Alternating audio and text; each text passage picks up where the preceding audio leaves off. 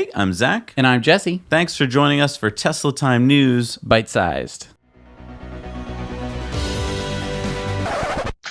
Sponsored by our friends at the solar-powered hotels in Schaumburg, Illinois, the Fairfield Inn and Suites by Marriott, and the Town Place Suites Hotel, which is right next door. They're both connected. They're both solar-powered. All right, version 10 is here. Yeah, so version 10 is the latest and greatest in Tesla's over-the-air software updates for its cars. It's being rolled out to Teslas throughout the US, and there are so many cool features in version 10. We made a video about it as soon as I got the update, basically. People might be wondering, like, why is this video, like, taking place at night? It's because I got it that night. Wanted to show you guys as soon as possible for people who didn't have it or people who were a little nervous trying some of the features. Yeah, and we showed them all to you, like Smart Summon, where Jesse showed you how it works to call your car to you. Yeah. And then he went through all of the other features that version 10 has so you can see how they work. So that was really cool. Yeah. So just a little refresher. We got Smart Summon. We got Theater Mode, which includes YouTube. So you could be watching this show right now. If you have version 10, you could watch the show in your car. That's so cool. You can sign into YouTube in your car, so it's your YouTube. And you were saying that you thought the quality was better than when you watch it at home. Okay, well, I mean, that's for Netflix. That's because my TV at home is really crappy. It is a really bad audio. It vibrates. The whole TV vibrates. So whenever anyone is talking, it's just a lot of... And so listening to it in my car with this amazing sound system is awesome. We were watching Mad Men, and it was like, I'm so much more into this show because I'm sitting right here. The characters are right in front of me. Yeah, so I mean, it has Netflix, it has YouTube, it has Hulu. It also has Tesla tutorials.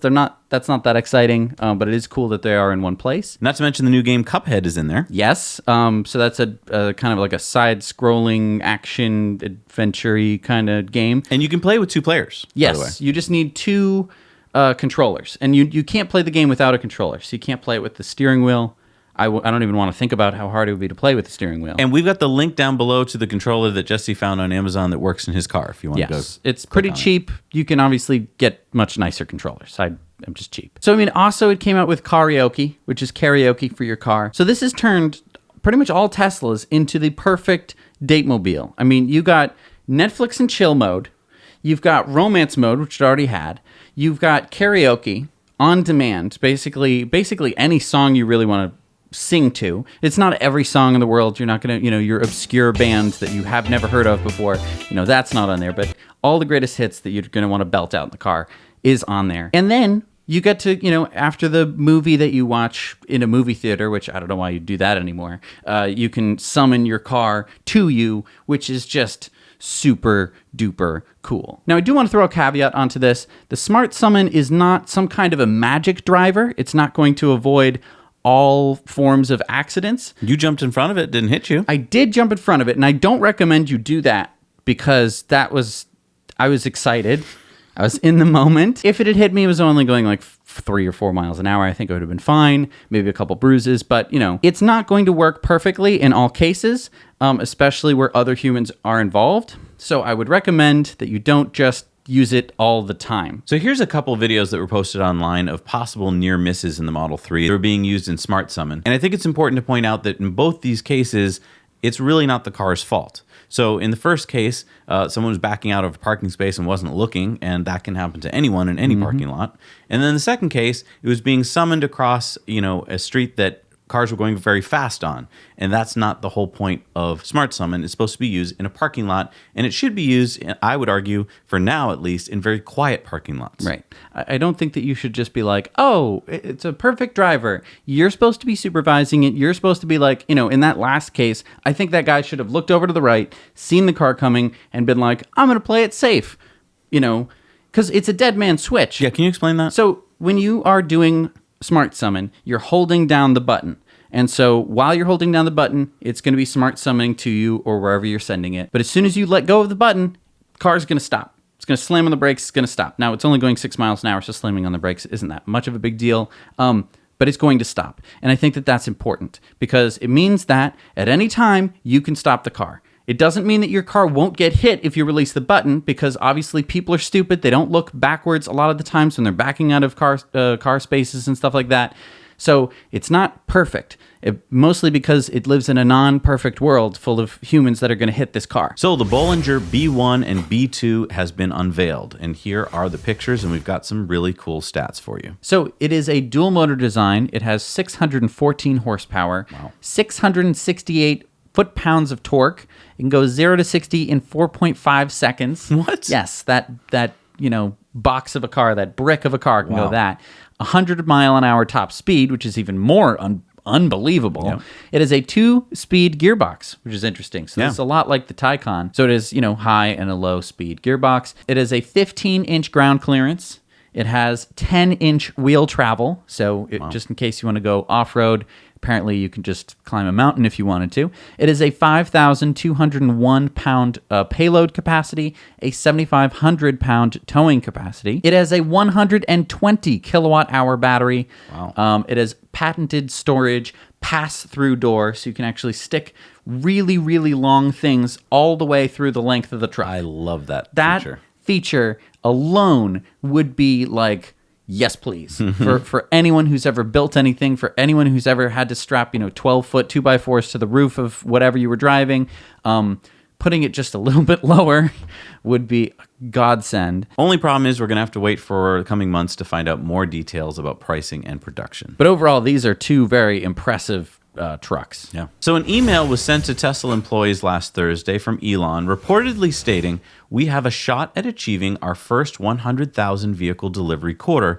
which is an incredibly exciting milestone for our company." Now, Musk states in the email that net orders are tracking to reach about 110,000 for the quarter. This is important because many bear analysts were estimating sales of around 60,000 because of the diminished tax credit. Just a little refresher on that. You used to get a $7,500 federal tax credit.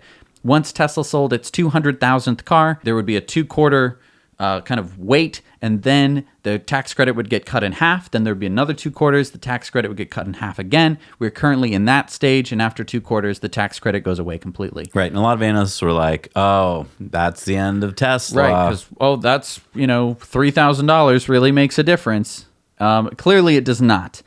100,000 cars would be a record for Tesla. Take a look at this chart here from hypercharts.co, which is a fantastic charting company. And you can see that if we did hit 100 or 110,000 cars delivered, we would be right in line with a growing delivery. Right. You can see that the Q1 deliveries of this year were a little weird. There was that fluctuation downward. But as you can see, if you ignore that quarter, and if you take a look at Q3, Q4 of last year, and then Q2, and you take this quarter's projected, maybe it'll be 100,000 mark, that's growth. Now, keep in mind that this is without the Chinese Gigafactory up and running and producing really competitively priced Model 3s in China, which means, no tariffs and anything like that. That's going to be huge, and we're seeing this growth even without it. Right. So,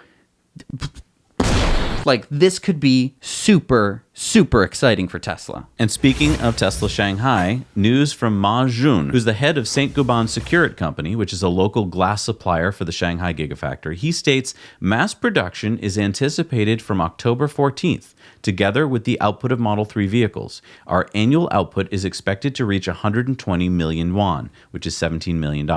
And at the next stage, we may increase our investment and produce for the Model Y. Now, why is that a big deal? Because October 14th is in 2 weeks. Yeah, but what is he talking about? They're making glass for the Model 3. Yeah, so if they need to be producing glass for the Model 3, it's because the Gigafactory is going to be producing Model 3s. On October 14th? October 14th. It seems like they're going to need glass. The only way you're going to need glass is if you have Tesla Model 3s that don't have glass. I thought we wouldn't be producing cars till December. Right. They said that they would start production the end of the year of 2019. They didn't say October 14th. Yeah, now look at this. There's a completed body in white coming out of the factory. What is a body in white? So this is just the body of the car. It's basically just metal. There's no paint. There's no glass. There's no seats. There's no computers. There's no battery. It's just the body. It's just the, steel and aluminum construction. But why is that a big deal? Well, it means that they probably have a production line that's starting to get up and running. But that's crazy. Do you realize that 8 months ago, this was a muddy field? It was a muddy field. And I was looking at the field 8 months ago and I was going geesh, wow, it's going to be a while before we see a factory here. Now there's a factory there. It's fully built. Look at it. And as Vincent says here, in the vid, you are able to see the phase 2 of the Gigafactory 3 development construction for the battery production workshop, which is going very smoothly. So what's he talking about? What he's saying is not only are they making cars at the Gigafactory 3, they are also going to be making batteries. Wow. Which means that you're going to be making the batteries that go in the cars, everything you would want. Wow. That's amazing. Thank you so much for joining us for the Tesla Time News Bite-Sized, which comes out every Tuesday. You can watch the full version of Tesla Time News right up over here. It comes out every Monday. So if you were like, oh, I'm missing out on something, you were. It's a whole episode that you missed right over here. Now you know.